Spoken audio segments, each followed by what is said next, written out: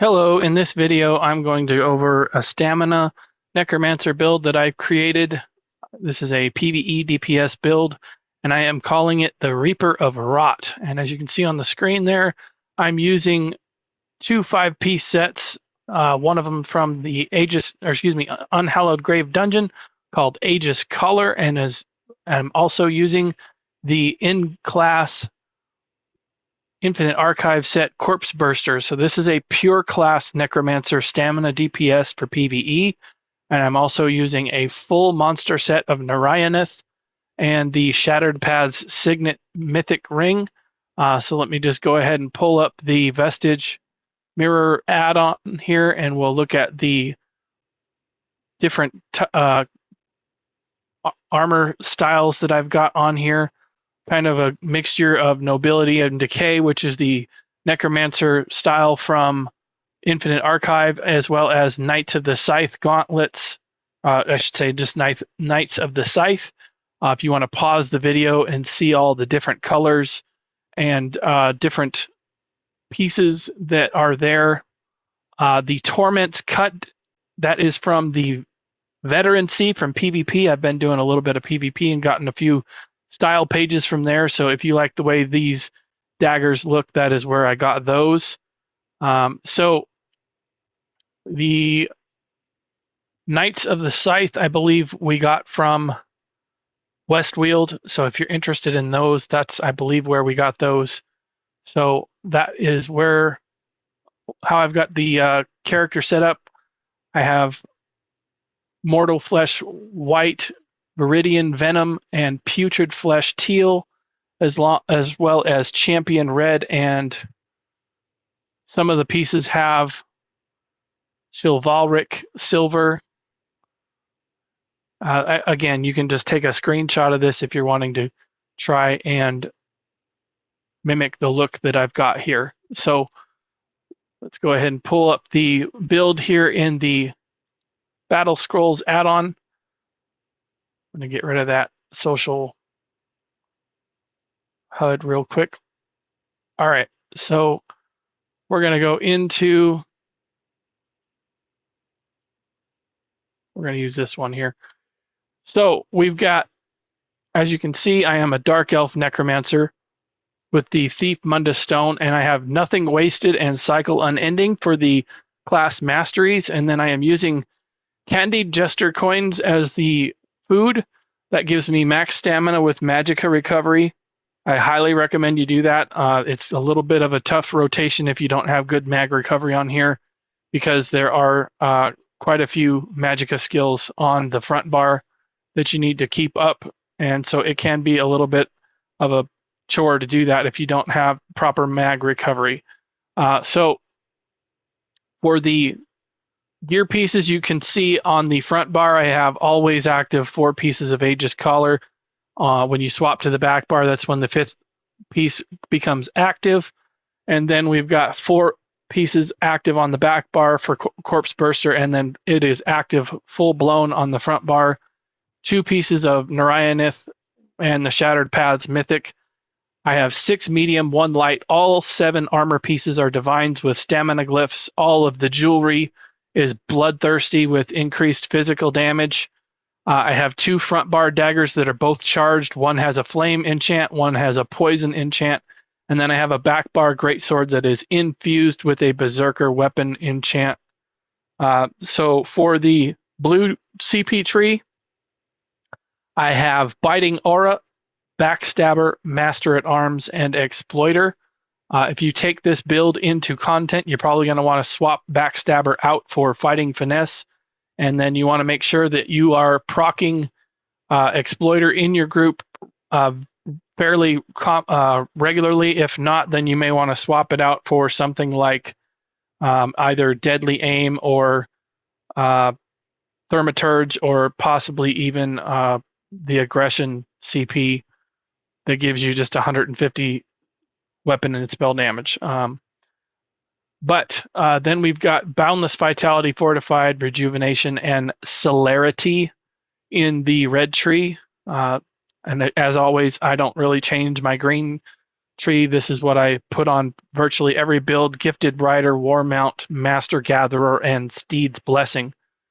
So let's get into the front bar skills. As you can see, I have Gravelord's Sacrifice. That buffs this entire build because Gravelords gives 15% increased damage to Necromancer abilities, which you can see is pretty much the entire front bar. And then the back bar is one Necromancer ability, and all of the other ones are damage over time. So that is the other component for Gravelord's Sacrifice. This buffs the entire skill bars by 15%. So this is a massive, massive thing you want to keep up. Ghostly Embrace, this one is an absolute jackhammer. I'll show you that here in a little bit when we get into the logs from the different parses that I've run on the build. This is a really, really hard-hitting skill. It applies chilled. It does damage over time, damage up front, and it gives you a corpse. It does a lot of stuff within a 5-second timer. And this is honestly one of the big reasons why you need Magicka Recovery on the build, because you got to refresh this sucker every 5 seconds. So it's a lot to handle, but it does a ton of damage in AoE. It's a massive, massive part of the build. So then the spammable is Venom Skull. This is going to hit very hard. I've had this thing hit up in the 80,000s, and it also will create a corpse that you can fire off the Corpse Burster set on either the Detonating Siphon or the Avid Boneyard. When you are parsing, Avid Boneyard is definitely the way to go. That way you can get your own synergy. The other morph will apply Major Breach as well, but it takes away that synergy ability for yourself, and you don't need Major Breach on a parse trial dummy. If you're not on a trial dummy and you're parsing on a different dummy, then you may want to switch to the Unnerving morph that gives you Major Breach. However, the Avid Boneyard is just there to consume a corpse, fire off Corpse Burster, and give you a synergy, which kind of helps with sustain also. And then we've got Glacial Colossus on there to boost the damage of Corpse Burster. So as you can see, I've got 5 total skills from the Gravelord skill line, which will increase the damage that the Corpse Burster set does by 50%, because you get 10% increase to damage for each Gravelord skill that you slot on your bar and when you're activating it. So that is why we have this set up this way. So on the back bar, we've got the Skeletal Archer. This gives us major brutality and sorcery on the build, as well as doing damage. And then we've got Barb Trap, giving us a couple of things. It's a good damage over time ability. It gives us Minor Force, which is going to increase our critical damage by 10%, and it will also proc the Hemorrhage status effect, which is a very strong status effect in and of itself, and it's going to get buffed even further with that Shattered Paths mythic on. Then we have Carve and Stampede. Both are from the two-handed skill line. And then I'm using Anti-Caltrops as just a good stamina damage over time on the back bar here. Kind of running out of skills to use there for damage over time and long-lasting enough to where you don't have to babysit it on the back bar. So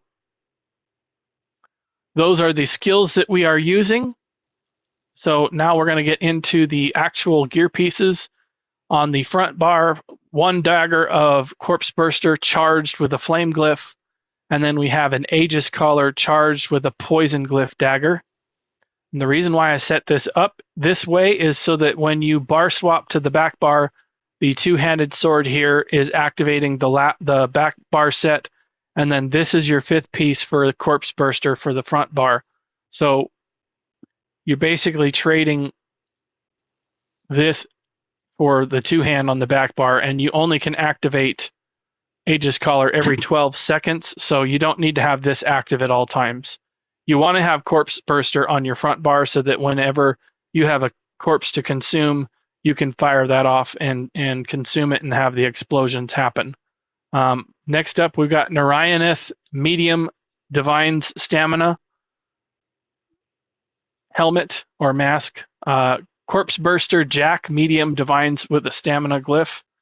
Medium Nierien'eth shoulder arm cops with a stamina glyph, a light corpse burster waist. If you're going to build with a flexible gear set like one of the Infinite Archive gear sets that comes in all 3 weights, I recommend putting your one light piece on the waist like this. And the reason is because that is your smallest armor piece. And if you put your light piece here, you're going to end up more tanky overall, and you'll still have your 6 medium with 1 light. So if you can work it that way, I would always recommend put your light piece right here on the waist.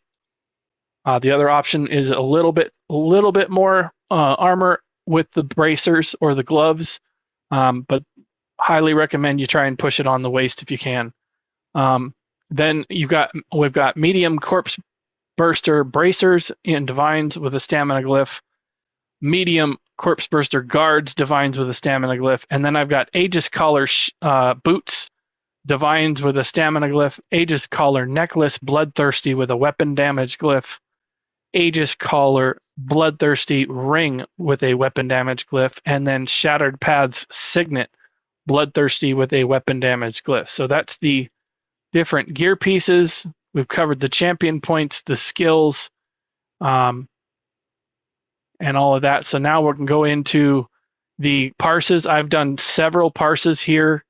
That's for a sorcerer, so I won't use that. This here hits for 135 on this one while missing 57 light attacks. So as you can see, you don't have to weave perfectly with this. Some of the top damage dealing skills here, the spammable, as you can see, a maximum tick of 93,308 with an average tick of 52. This ghostly embrace here does a ton of damage, almost 8.5% total damage from this skill coming from the Bone Tyrant skill line, and it is a massive damage dealer, and it gives you, like I said, a corpse. It procs chilled, it does direct damage and dot damage. It does everything. Then we have Aegis Caller and Corpse Burster collectively doing about 16% of the damage on the build. That's really good for 2 5P sets to do together. One of them is doing bleed damage over time, and then this one does disease damage when you detonate it. And as you can see, it got a max tick here in the parse for 83,545. So you can really get this sucker to blast off really hard if you get those Gravelord skills on the 1 bar and keep it that way.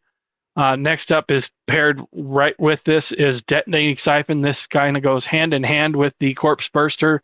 So basically when you blasted this one for 53,694, you also got a massive one here, because this is pretty much the main skill that you use to fire Corpse Burster, because it's free to cast and it just explodes on its own and with the Corpse Burster set. So it's really a deadly combination. Stampede doing a lot of damage. The poison status effect getting in with 1 million damage is pretty decent.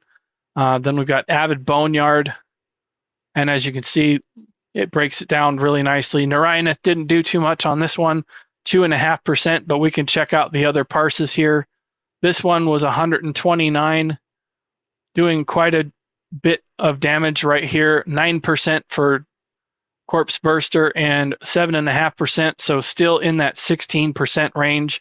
But as you can see, this Ghostly Embrace is just absolutely killing it with 2.1 million. Venom Skull hitting for 90,000 with an average of 60. Really strong in here. And then Nierien'eth did 3.7 on this parse. So it just depends on how you hit the lottery on that 15% chance.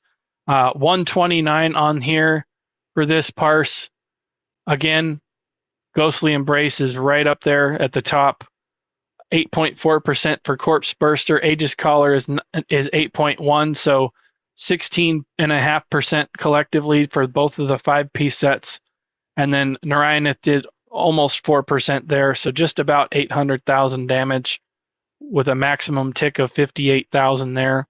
So it's pretty consistently hitting in the 130 range.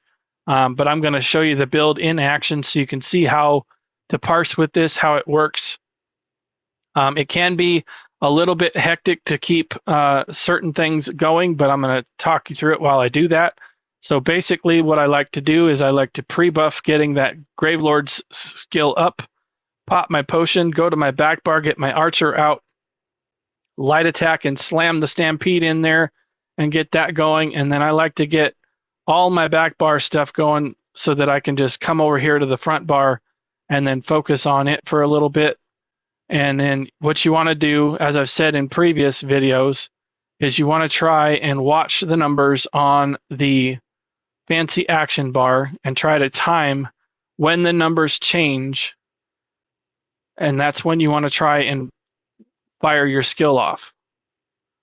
And if you can get that timing down, that'll help you really make sure that your light attacks register as well as your skill firing. Because if you go too fast, one of the other will get canceled. And so it's really important to just try and keep as much active as you can. The number one priority there is when you see Corpse Burster is ready to fire off by hitting the siphon ability, you want to stop what you're doing and fire that off if you can. If you got something that is going to drop off like Carve, I would recommend getting that back up before doing anything else, because that one is going to take a lot of time to get back up all the way, because it can stack all the way up to 30 seconds. So really try and get Carve going up again before you activate something else. And then really try and pay attention to the Avid Boneyard synergy that comes up, because that can really help you with sustain as well. But really, honestly, the biggest thing is you want to try and keep an eye on that Corpse Burster set. If it's going to allow you to pop an explosion, then I would recommend doing that. And then also very important to keep an eye on is that Gravelord's Sacrifice skill, because again, it is buffing the entire build by 15%. So it's a really good idea to try to not let that go off and not be active for a very long time if you can. It does cost magicka, so if you kind of overcast the Ghostly Embrace and kind of burn through your magicka, you might have to wait a second for that to come back, or hopefully you can get a synergy and get some resources that way. But as you can see, as I'm talking here through the build, I'm still getting pretty respectable numbers here.